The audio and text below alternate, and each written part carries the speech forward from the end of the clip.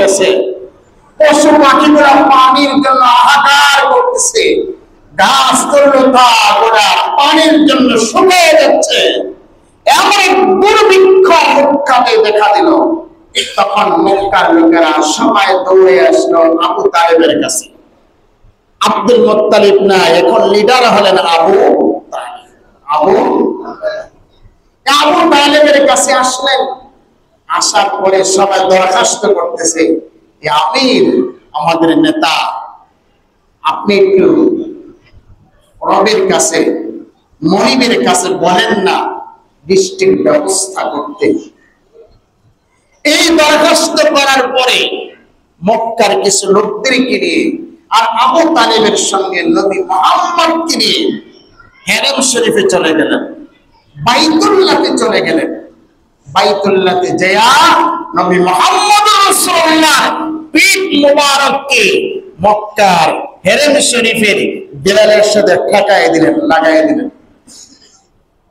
লাগায়া দেয়ালের সাথে নবীর পিঠটা লাগায়া মনিবের কাছে বলে, মনিব, এই যে আপনার ওই যে হাদা রাসূল রাব্বিল আলামিন ইয়াবাসুল্লাহু রাহমাতাল লিল আলামিন, এই যে আপনার রহমতের মাধ্যম নিয়ে আসছি, আপনি কি করবেন আপনি জানেন।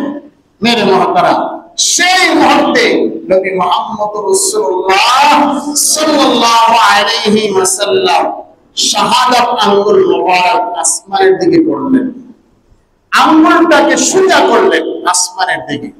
আঙ্গুল মুবারককে সোজা করার সাথে সাথে কোথায় থেকে যেন আসমানের মধ্যে খন্ড খন্ড মেঘ আসা শুরু করে দিল। কিছুক্ষণের মধ্যে অনেক মেঘমালা একত্রিত হওয়ার পরে প্রচন্ড বৃষ্টি শুরু হয়ে গেল।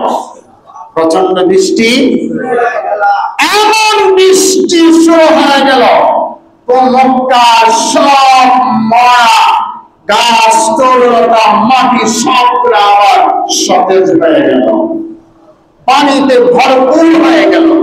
কেন, কি বুঝলাম? এই হলো মুহাম্মদ রাসূলুল্লাহ সাল্লাল্লাহু আলাইহি ওয়াসাল্লামের বরকত। ঠিক কি না বলেন? নবীজি আঙ্গুল মুবারক উঠিয়েছেন আর আল্লাহ তাআলা এই নবীর বরকতে মক্কা নগরীতে আল্লাহ তাআলা বৃষ্টি দিয়েছেন। নবীজি হলেন রহমত। নবীজি কি বলেন? এরকম ভাবে বহু ঘটনা আছে, যেটা আলোচনার শুরুতে বলেছিলাম।